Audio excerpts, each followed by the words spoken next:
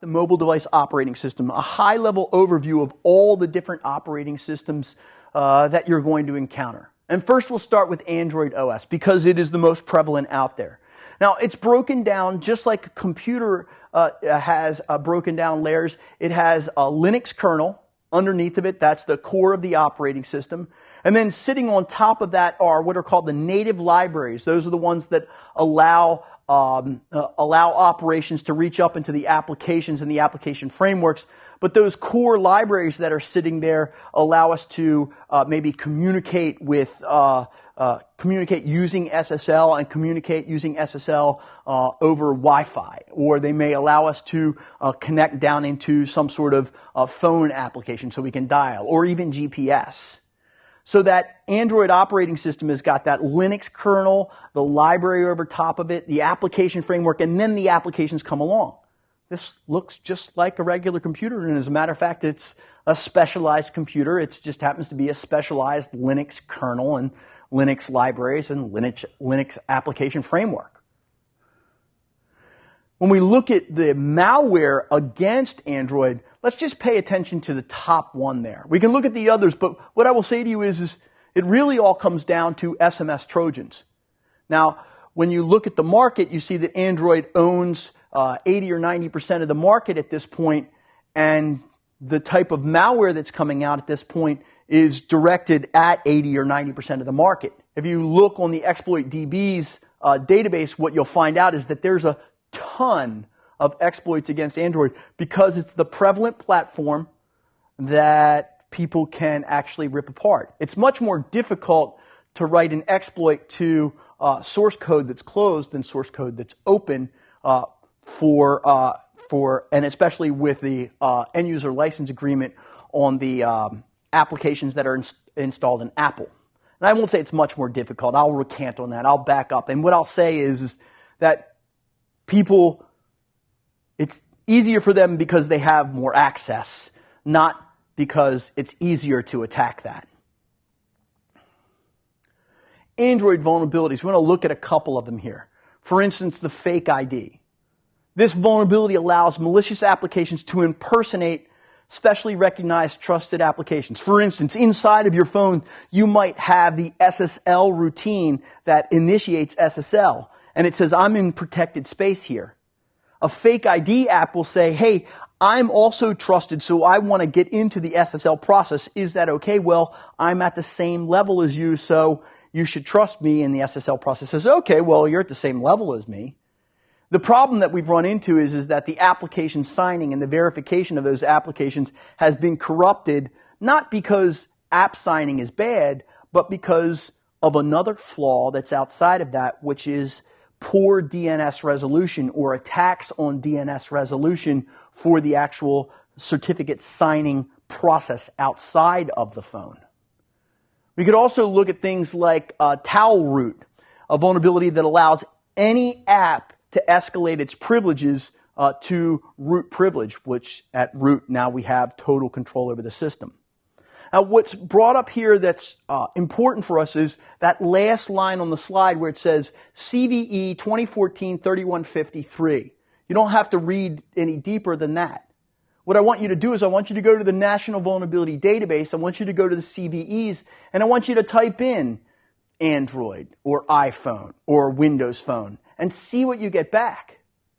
And this is the attack space as penetration testers that we want to start attacking against. We want to start looking at those vulnerabilities that we can exploit that also everybody else can exploit so that we can prove to the environment that, hey, maybe we need to protect the mobile phones with some sort of protection mechanisms. If you go to the ExploitDB and you type in Android exploits, you get a nice long laundry list here. It's not that Android is any more susceptible, it just happens to be people are writing code to it right now. People are writing code for exploits against it.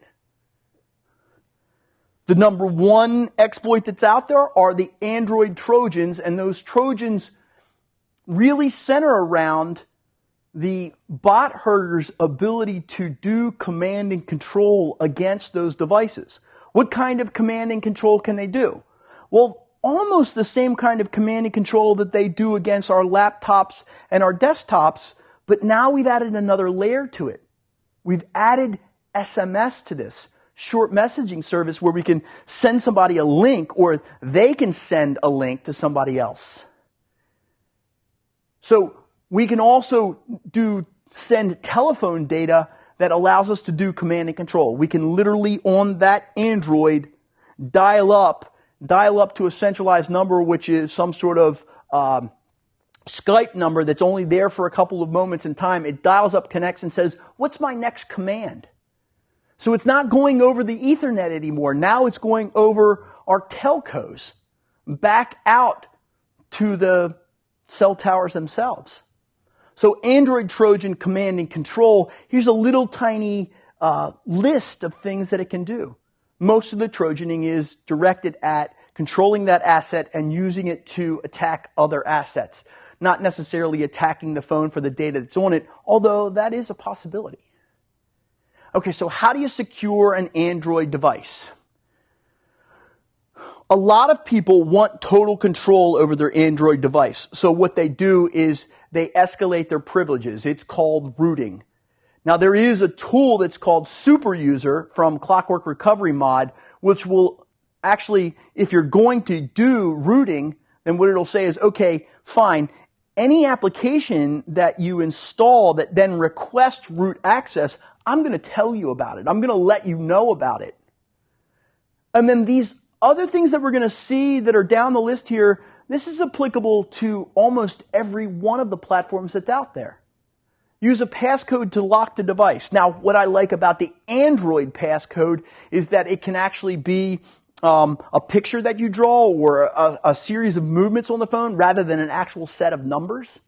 So I like that because that could be more complex than a standard set of numbers and easier for the end user to remember. We also should enable remote trace, remote wipe. I have on my device, I have Find My iPhone, Find My laptop, Find My iPad. I like that as a tool, and Android has that same exact thing where we can remotely figure out where that tool is. Use disk encryption. And there should be disk encryption for all of your data. Use whole disk encryption where possible.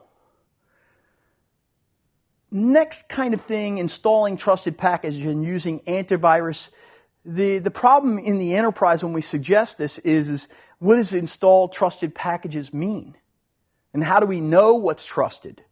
Well, then what we have to do is we have to start following stricter guidelines and maybe limiting access on these phones. We could use mobile device management to enforce all these things that we've talked about before. I like mobile device management if it keeps up to date with the current versions of the underlying operating system. And see, that's one of the problems with some of the smaller mobile device management companies that are out there. They're not cross-platform capable, and when they are cross-platform capable, they can't keep up with the current version, whether it's KitKat or Lollipop or iOS 7 or iOS 8 or 8.1 or Windows Phone, whatever. If the mobile device management that they have in place can keep up with those versions, then that's great. But the other problem that we run into, and this is more prevalent with Android devices, is the toss away the old phone and pick up the new phone and the hardware refreshes, which then force us to have the new version of the OS on that phone, and then it falls out of management control for mobile device management. If you're using an Android device or if you're using any kind of smartphone device across the board, if you're in sensitive facilities, consider disabling the camera. Switching gears, let's go over to the Apple iOS architecture.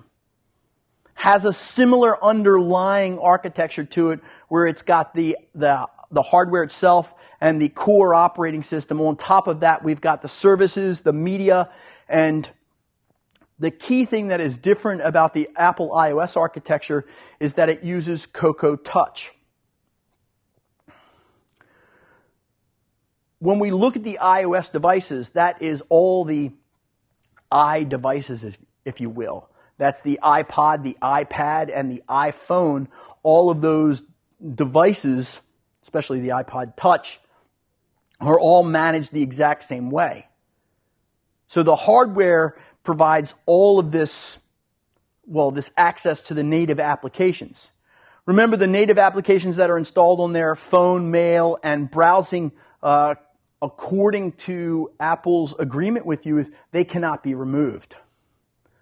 Speaking of not being removed, what happens is people want access to their underlying operating system, and they say, I want to get root or escalate my privilege on my iPad.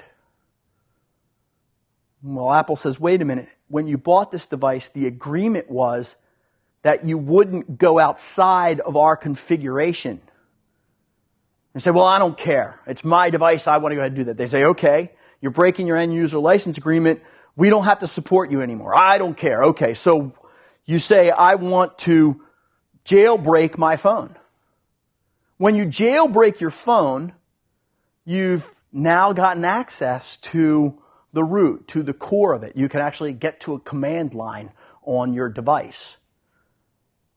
Now, this isn't available through the iPhone. They won't let you download this code from the iPhone store. You have to get it from somewhere else. And so you have to go to places that may or may not be trusted. Here's a list of Red Snow, Evasion, and Pangu for the different iOS versions and which ones were capable of jailbreaking which version of the iOS. Why do people want to do this? Not purely for the fact that they can do it, but because they want some sort of feature that isn't available through normal channels. And let's talk about normal channels just for a second when it comes to the Apple iOS. When we submit to the Apple Store, they say, these are all of the requirements that you must meet. So program to the set of requirements. And here are the things that you are not allowed to collect. You're not allowed to collect personally identifiable information in this way. You are allowed to communicate through a web interface or through a web communications back and forth with it, but you're not allowed to collect from other applications that are on that particular device. Follow our rules. So the developers come along and they write all this code and they submit it to Apple. And then what Apple does is they actually review all of the source code. They go through it, they test for it, they test for the conditions, they see if it violates any of the agreements, and they go through it and they make sure that it isn't harmful to the rest of the Apple ecosystem. You have to respect that in business. They said, well, this is how we want to do it. This is how we want to support these devices. This is what we will and will not do according to our contract. And if you bring us to a device that is jailbroken, our support text can't really support that in any real meaningful way that is consistent and gives a consistent look and feel to the customer. So either we start over again or it's not our problem. I like their ability to reject that and to reduce their overall support cost, but as somebody who wants to be free, I also reject that and I kind of have a problem with it.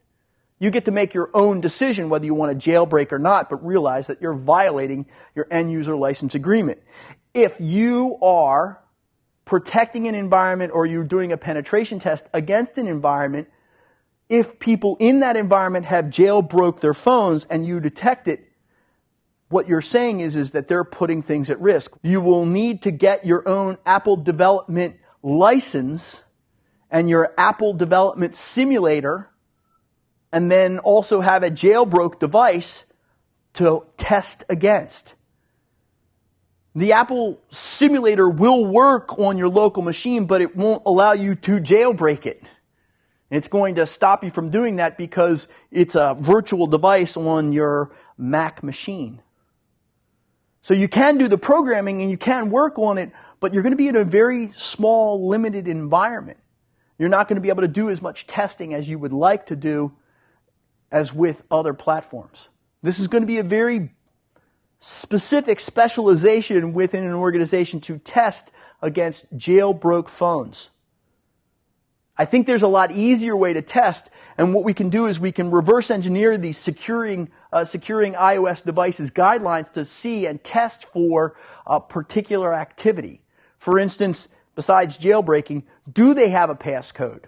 If there's any kind of failed passcode entries that you can set and those limitations, do set those limitations. But here's the thing. You can't do that on an individual basis in an enterprise. You have to have something larger that can take care of that particular configuration management. And that brings us to mobile device management. And one of the key things that is on the securing the iOS device is the way that you handle backup retention. Remember, these devices don't back up themselves. You have to connect them in some way, shape, or form to another device, whether it's a Windows device or whether it's an Apple laptop. You have to connect it to that in order to do that synchronization. How is that backup and restore function protected? Is that backup encrypted? The next thing that goes past that is it backed up locally or is it backed up to Apple's iCloud?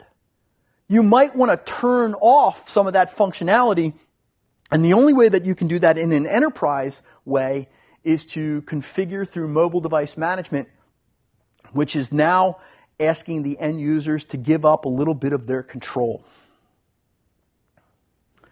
For us as penetration testers, it's very difficult to penetration test against iOS devices unless we're making our vector of attack an app.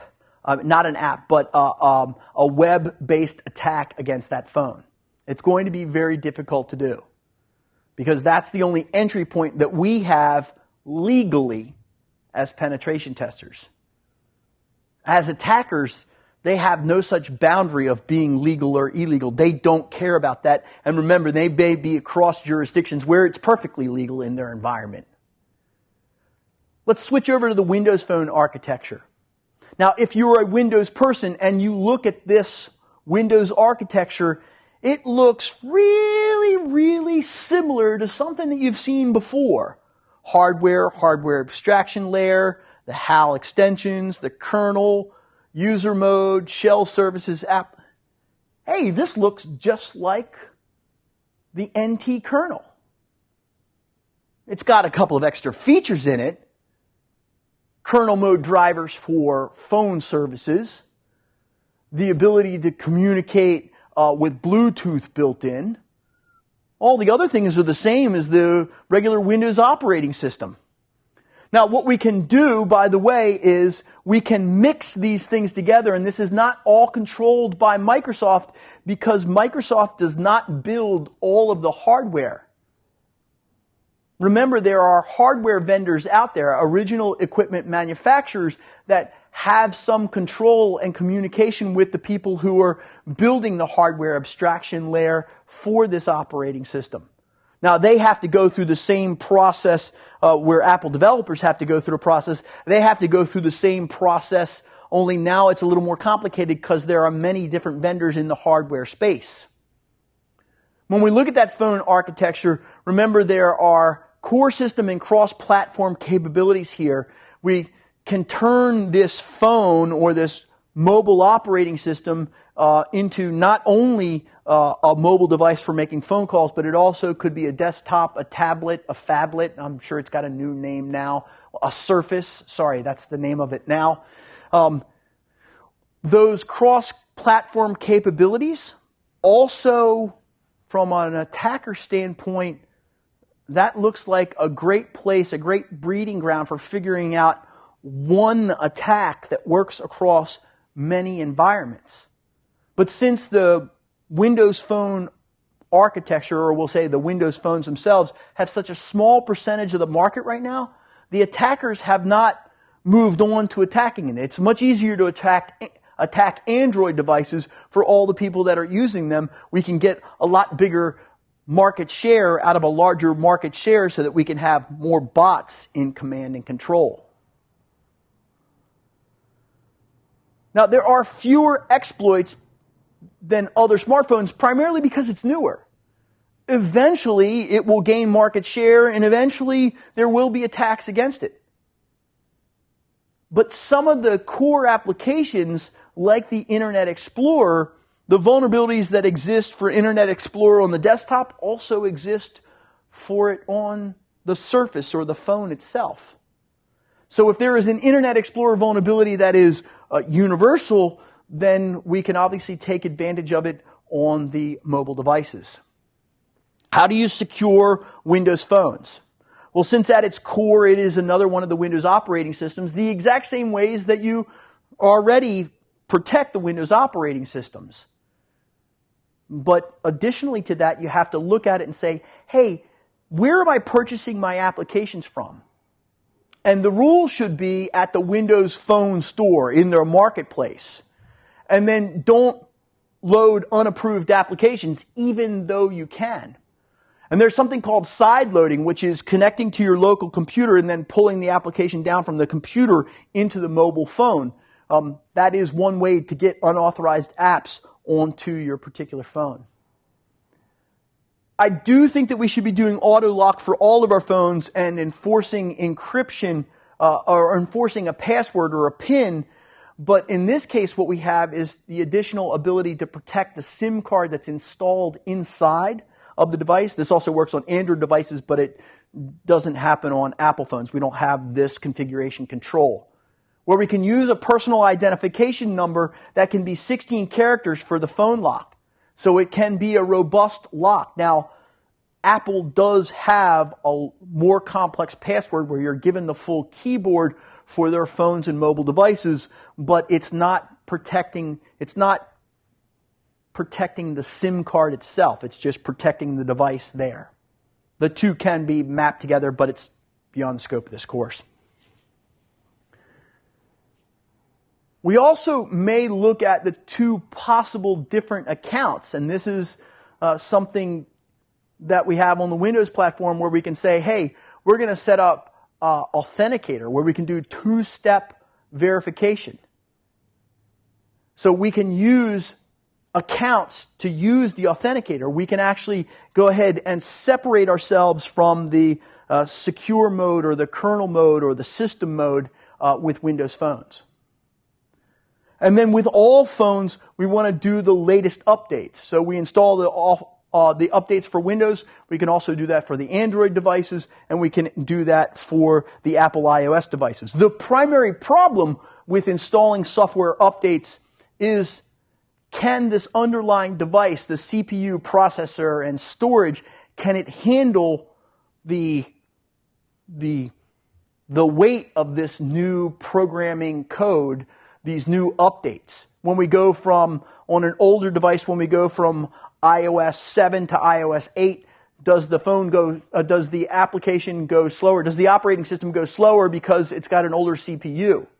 That's why on the Android market side of things, what happens is they say, let's get rid of the old phone, let's get the new phone, and the new phone has the new application, the new operating system on it. Well, why can't we install that on the old phone? Well, because it's not fast enough. It can't handle the processing power. We've upgraded at this point.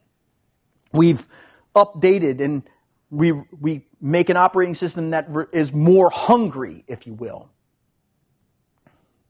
Now, we only have just a second to talk about BlackBerry architecture because it's fading away. It used to be an enterprise tool that everybody was reaching out to, but unfortunately they're losing their market share. They're losing their relevance because Android and because Apple's iOS have just taken over. It used to be the corporate asset. When we look at the BlackBerry architecture, it's based on something called POSIX, which is the Portable Operating System Interface. And it's based upon that POSIX underlying operating system. So that was its core OS.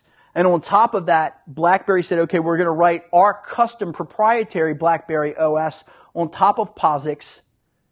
And then we're going to use Java virtual machines. So for all application development for the BlackBerry, we use Java, and we even use a little bit of Flash. The application development in Java is well known outside of BlackBerry. Now, it does have a couple of security features into it.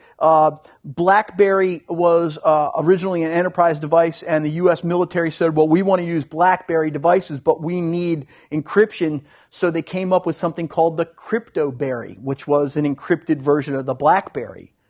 It did have really strong encryption at a very early time. A lot of the other operating systems did not. It is vulnerable to a lot of Java flaws, one of which is the Java application descriptor file exploits. It's a file that contains technical information to operate the programs. It's kind of like a help file, if you will, and if you can download a new help file, which will actually hack the phone itself. They can do phone snooping. There are Trojans against it. They usually primarily rely on Trojaning based on Java. And then there is what's called a Zeus in the middle. Zitmo is a mobile man-in-the-middle attack that takes advantage of, Java weaknesses. For us to do penetration tests against the BlackBerry at this point, because it's not as much of an enterprise tool anymore, is very, very unlikely. Okay, how do you secure a BlackBerry? Well, BlackBerry has one difference that the others don't, which is you can have your own BlackBerry server connected up to your own email server. So you don't have to use BlackBerry's servers as the place to phone home anymore, a place to download and retrieve your email. You can have that in your environment, and it's a specially designed server for communication with the BlackBerry. But then that means that you need to update and manage and maintain the security of that BlackBerry server itself. But with that BlackBerry server itself came the ability for mobile device management before there was any such thing as mobile device management, where we could say, you know what, we're going to do antivirus, and we didn't have to do it on the phones. We could do it on the BlackBerry and the mail server that we have right here. We can enable strong passwords across the entire environment because we can enforce that from the BlackBerry server that we own internally. We could turn off Bluetooth. We could turn off near-field communication. We had control of that internally. And we could also do remote locking and remote wiping at a very early time before mobile device management was even thought of. Speaking of mobile device management, this is an enterprise tool for protecting the environment. What I would attack is not the device. Go attack the client, because that's an easy way to attack the client, impersonate the client, and then turn around and say, hi, I'm trusted. Here, in mobile device management, since we can't get access to those devices in most cases, why not turn around and attack mobile device management and be a man in the middle that's closer to the mobile device management platform? I think what you're going to find in a lot of cases is that the mobile device management service is going to be out of scope. They're going to say, no, don't mess with that, because it's the lifeblood of the organization, because everybody wants their phone to work.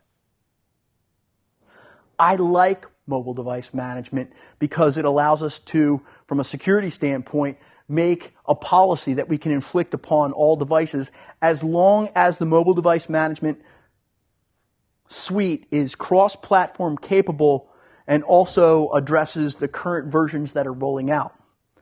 If you can't do mobile device management for your bring your own device, for your BYOD, I would strongly urge you to use a common application. One of the common applications that we can use is encryption applications for VPN. I have seen for Windows, all the Android, the current versions of Android and the current versions of the Apple iOS as of this date, I have seen that Cisco's VPN tool that they have installs across all the platforms. I have seen other vendors that come close. The difference is that some vendors have more time to put forth into the new versions of the operating system that are being rolled out, and others don't. Look for that in the solutions that you suggest to your customer. So let's do a little bit of general guidelines for mobile platform security. This is convincing your client to adopt some sort of policy. We want to reduce the potential for malicious code out there. So what we do is we limit the places that you get code from. Go to the proper Android store, the proper Apple or BlackBerry or Microsoft store, and they have guidelines for the applications that they actually help you develop, but also that the places that you can go in their marketplaces to download appropriate apps. One of the things that you run into with Android is that a lot of the service providers themselves have control over software that is installed on that particular device. And not so with the Apple. They have their own configuration and they say, well, we don't OEM any of our hardware. So we control it all and so we know exactly what's going on there. So the level of quality between different OEM, different support services provided by the mobile managers, not the mobile managers, but by the mobile providers, gives us a variety of quality in the applications that are installed, and that variety of quality then leads to an attack surface that we may attack. The big thing in mobile platform security for me is consistency of password protection, consistency of encryption across it, consistency of secure communications using some sort of VPN to securely access the central network.